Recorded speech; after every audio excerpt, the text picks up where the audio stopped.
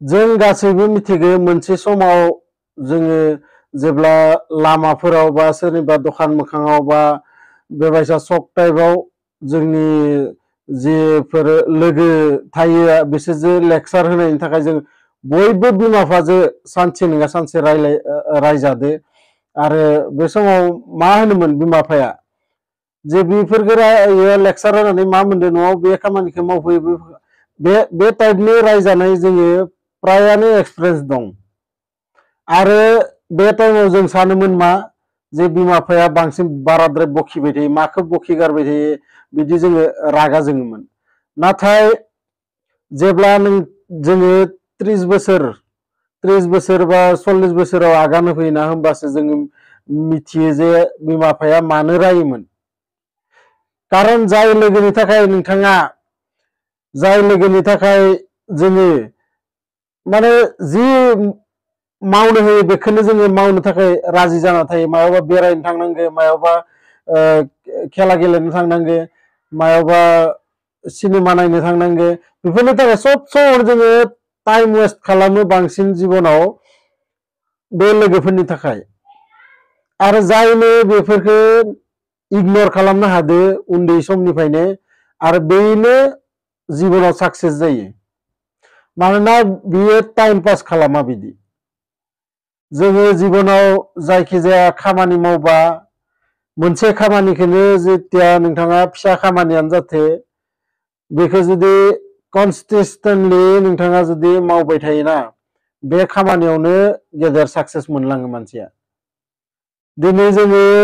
दंखलनि दै दिहुननो लागाबा इ जायगायाव फुटनै ओइ जायगायाव फुटथाम बिदि पाइपखौ बहायबाथाय जोङो दै बहननो हाया थाइसे जायगायावनो जेथिया नोंथाङा दै ओंखारागौ मानि पाइपखौ सोहरबाय थागोन हा सिङाव अब्लासो बे दंखलाव दै ओंखारगोन बिदिनो जोंनि जिबनाबो एखे नोंथाङा मोनसे बाथ्रा मिथिनाया मोजां उन्दैनिफ्रायनो बे टाइपनि लोगोफोरखौ गारनानै नोंथाङा नोंथांनि खामानियाव इन्टारेस्ट हो जेब्ला नोंथाङा साक्सेस जागोन ना बेफोरबायदि लोगोआ नोंनि माने नोंथांनि उन निजेनो खारफागोन जिबनाव बयनिख्रुइ गेदेर बाथ्रायानो जाबाय साक्सेस जेथिया नोंथाङा 25-30 नि भितरावनो जिबना साक्सेस जालाङोना अब्ला नोंथाङा नाय बे माने खुसिया बेसेबां गेदेर खुसि जायनि थाखाय जों साक्सेस नङिनि थाखाय बा जों गोरिब थाखाय जोंनि गोसो थोनाय सिख्लायानो गारनानै थाङो आरो जेब्ला नोंथांनि आखायाव फैसा थागोन ना अब्ला नोंथाङा नाय मालायखौ गोसो थोनाय सिख्लायाबो नोंथांनि जागोन बेनिखायनो बेफोर गोसो थोलायनाय माबानाय बेफोरो एकदम फिसा खोन्था जों आसलथे बिराद गेदेर सानो जे आं नङाबा बेनि थाखाय बे नोंखौ मोनाबा थैलाङो रावबो रावनिबो थाखाय थैया रावबो रावनिबो थाखाय थैया बेफोरो मोनसे माने फाग्ला टाइपनिसो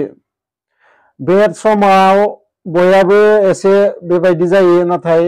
थैलायनाय माबानायफोरो एकदम मिसा खोन्था इफोरो नोंथाङा जेब्ला जिबनाव साक्सेस जागोन ना अब्ला ओरैनो बेफोरबायदि सिख्ला एकदम हाजार हाजार नोंथांनि उन माने लाइन नांजोबगोन बेनिखायनो बेफोरखौ बारा सिन्था होआगारा निजेनि जिबनखौ माबोरै साक्सेस खालामनो हागोन बैयाव जोङो फकास होनाया मोजां आरो बेफोर बाथ्राखौ मब्ला जों मिथियो जेब्ला जोंनि बैसोआ 30-35 बोसोर बारलाङोना हाबा खालामनानै उनावसो जोङो मिथिगो मा जोंखौ बिमा बिफाया होनदोंमोन आरो जों मानो खोनासङासै बे टाइमाव जोङो जन्म जानायनिफ्राय मथा मथि 15 बोसोरहालागै जों सानो मा जोंनि बिमा बिफाया सब मिथिगो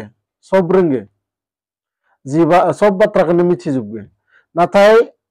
15 बोसोर बारनायनि उनाव एखैजा 30 बोसोरहालागै जों सानो जोंहा बिमा बिफाया एख'खौनो रोङा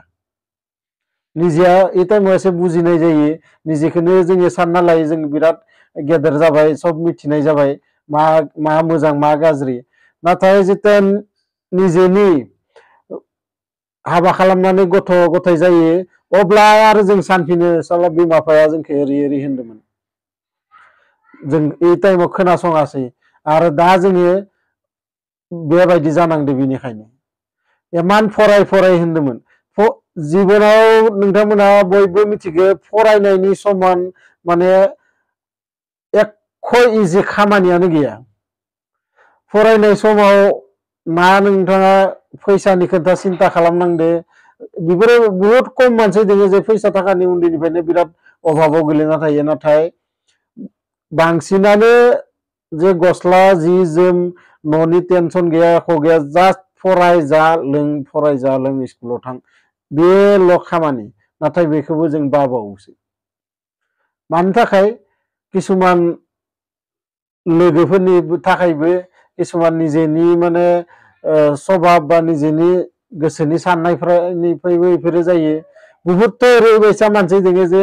फरायो मानो साख्रि मोननो थाखायल' फरायनाङो मानसिया फरायबानो दि साख्रिल' मोननांगौ बे मोनसे बाथ्रा नङा मानसिनि फरायनायजों जोंनि दिमागा बहुत माने गुवार साननो हानाय मोनसे आपग्रेड टाइपनि जालाङो सामान्य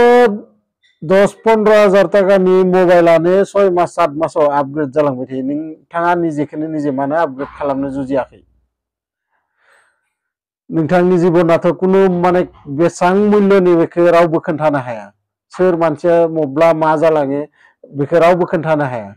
थेवबो जों निजेखौनो निजे मानो आपग्रेड खालामनो जुजिया गतिके नोंथांमोना भिडिअखौ मोजां मोनदोंबाथाय लाइक शेयार कमेन्ट खालाम लोगोसे आंनि चेनेलाव गोदानै फैदोंबाथाय बेबायदि भिडिअ नायनानै नोंथांमोना मोजां मोनोबाथाय आंनि चेनेलखौबो साबस्क्राइब खालाम गोजोन्थों।